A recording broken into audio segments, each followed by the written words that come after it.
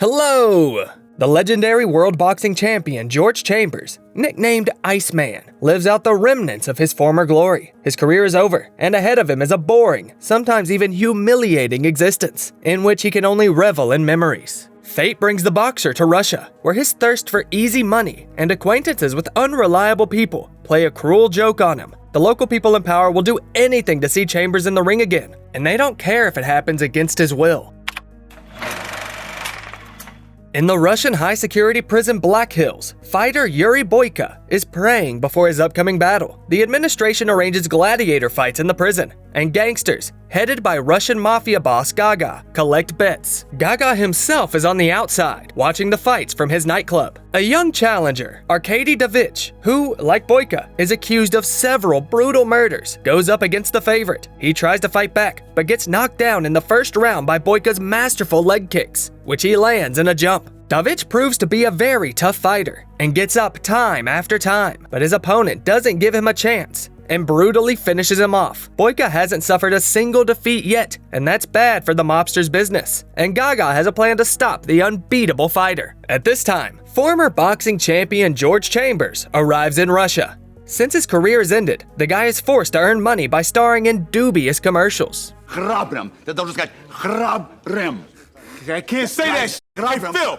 The man doesn't want to be humiliated anymore and smashes the bottle on the floor. The American's manager handles the conflict and convinces the star to put on a smile to get his money and fly home as quickly as possible. However, not everyone wants Chambers to get home safely. While he's on his way to the hotel, strangers sneak into his room and plant illegal substances. All of a sudden, the boxer returns, and the criminals don't manage to get away in time. George gives one of them a powerful punch, but is hit from behind in the head by the other and falls unconscious. The manager calls the police, but instead of looking for the assailants, they immediately get down to searching the room and find the evidence they need to write Chambers a ticket straight to the Black Hills. Gaga's plan has worked out perfectly. Upon arrival, the entire prison, including the local champion, comes out to look at the boxing legend. Boyka looks forward to the moment he can compete with him. Warden Markov welcomes the boxer, saying he was a big fan of Chambers. In fact, we all are very excited you're here. Don't get too excited, because I plan on walking straight out of here as soon as this shit's straightened out.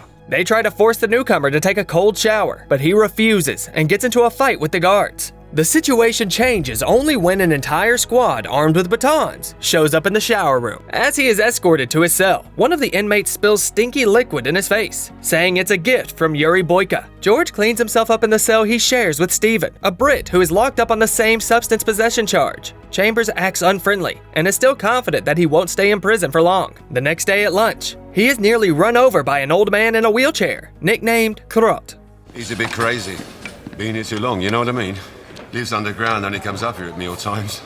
When Boyka and his men enter the canteen, all the prisoners stand up to show respect. Chambers refuses to do so and continues eating. Once he is done with his meal, the American approaches the fighter and returns the favor by spitting into a mug and spilling its contents in the guy's face. Boyka lunges at George, but the scuffle is broken up by security. Yuri is not happy, but Markov promises that he will get his chance for revenge in the ring. Chambers is visited by his manager, who announces the unpleasant news that it will take at least a month to sort everything out, and that the boxer won't get out of jail before that. George demands that he hurry up and leaves, furious. Meanwhile, the mobster pays Markov to keep turning the fighters against each other to make sure the fight in the ring happens. Later, Steven gets attacked by Boyka's henchmen who try to beat him up. Chambers defends his cellmate and learns from him that Gaga runs everything in the prison, having bribed the administration. Boyka immediately finds out about the incident and challenges George to a fight. The American offers to settle the matter right in the prison yard, but the guards, who are watching them closely, pull the fighters apart again. In the evening, Boyka enters the ring against a new challenger. The mob is once again taking bets, and Chambers is also watching intently from the stands. Yet another fighter is defeated, and the boxer realizes he is in for a very tough and brutal opponent. Yuri is already determined to fight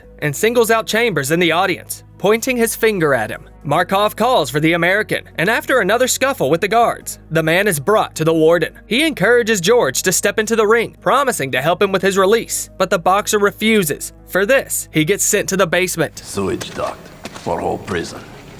Very old. Clogged every day.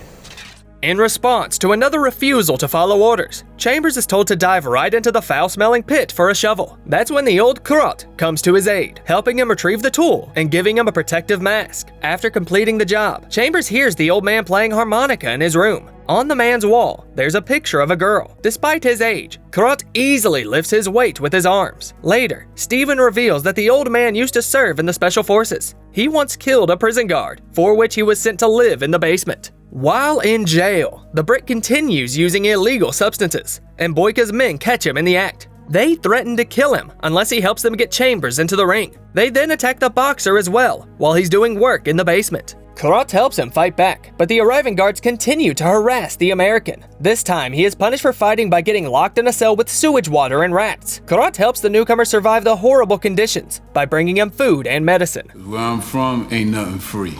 Why? You'll never help anyone?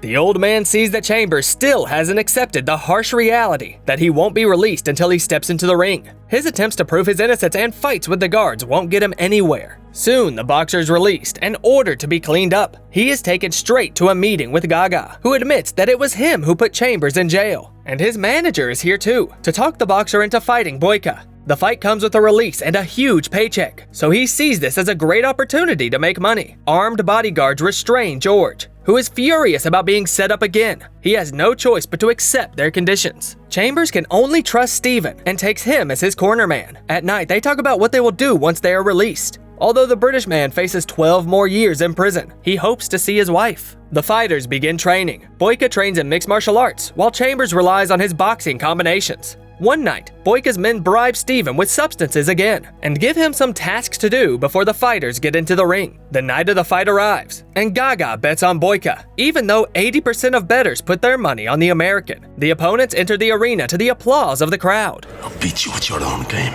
Fists only. Just don't bleed on me too much.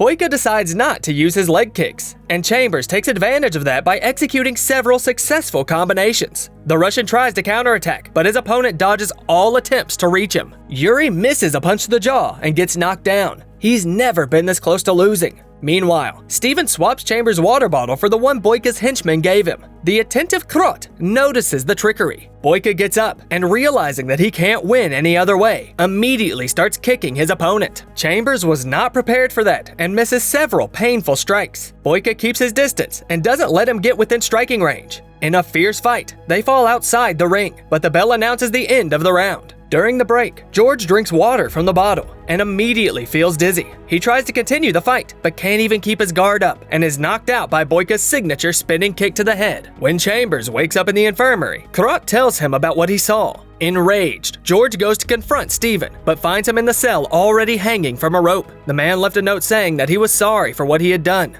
but that he had no other choice. Chambers realizes that Boyka is behind it and finds him in the dining hall, but his opponent doesn't understand what he's being accused of. He declares that he has always won fairly, and this time he did not poison anyone either. Markov shows up with the guards and demands that the fighters stop arguing and disperse to their cells. When Chambers asks about the promised release, the warden says he knows nothing about such an arrangement. Unable to take it anymore, George sends Markov flying with a powerful punch, and the guards pounce on the boxer. Boyka too realizes that he has been tricked and disgraced by an unfair victory. Later, he interrogates his henchmen and kills the two who were involved in the deception.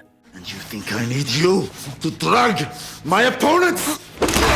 Meanwhile, Chambers is led out into a snowy courtyard and chained to a pole in just his shirt. Beaten up, he spends hours in the cold without any help. The boxer's manager gets his pay and asks when his client will be released. Gaga is surprised that the man seems to suddenly care about Chambers' future, and his suspicions prove correct. The greedy manager just needs more money so that he leaves without asking too many questions. After receiving more than enough cash, he gets in the car, but gets shot in the head for his insolence. George spends the entire night in the cold. But to his surprise, in the morning, prisoners share their warm clothes, food, and water with him while out on the walk. This angers Markov, and he orders that Chambers be stripped of his clothes, and then lines the prisoners up in the yard. He demands that those who helped the boxer come forward, but after the few guilty ones, all the other prisoners take a step forward as well. Markov sentences everyone to sharing the punishment with Chambers, who continues to stand in the cold. When Gaga learns of the incident, he immediately demands the boxer's release and then arrives at the prison and reprimands Markov. The gangster meets George and promises to release him after he beats Boyka in a rematch. Chambers demands that the fight be fair this time and asks where his manager is. Gaga replies that he doesn't need to worry about it. Before leaving, Chambers also asks the mobster to buy all the inmates proper winter jackets. Chambers resumes training and gets visited by Krot. He thanks him for the new jacket and offers to help him learn mixed martial arts techniques. Now get on top of me. Sorry, man, I'm just not attracted to you. Maybe it's the beard.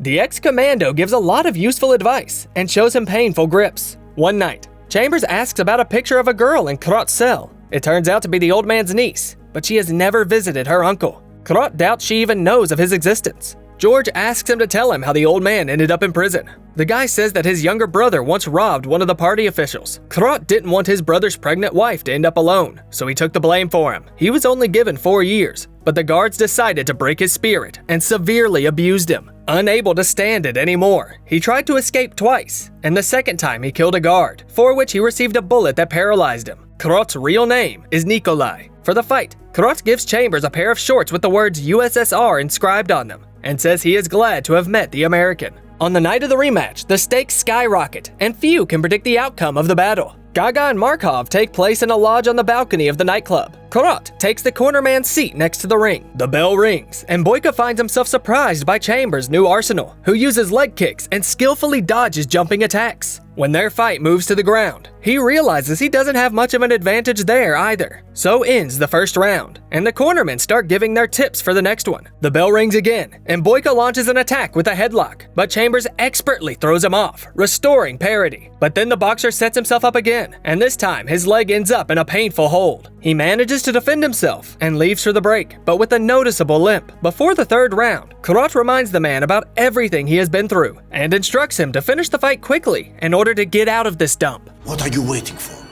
The bell. Chambers comes out pumped for the win and fends off all of his opponent's attacks, applying everything he's learned from Krot. A jumping knee kick hits the target, followed by a strike right to the neck and a painful leg lock. Boyka can't withstand the attack, and George breaks his knee, bringing the fight to an end. Gaga keeps his end of the bargain and frees the American. In addition, he gives the fighter his due share, a suitcase full of money. Chambers wants to get out as soon as possible, but turns around and visits Markov in his office. He gives him all of his earnings to buy Krot's freedom. Nikolai is glad to see George one last time and says he will keep the jacket in memory of him. Chambers advises him to put it on. There's an 18-year-old girl who needs to meet her uncle. And as cold as a motherfucker out there. After 20 years and 2 unsuccessful escape attempts, Nikolai finds himself free again. Later, Chambers accompanies him to the train station. The old man is worried and tries to flee, but his friend stops him. His niece gets off the train and with tears in her eyes, runs to embrace her uncle, who was willing to sacrifice everything for her well-being.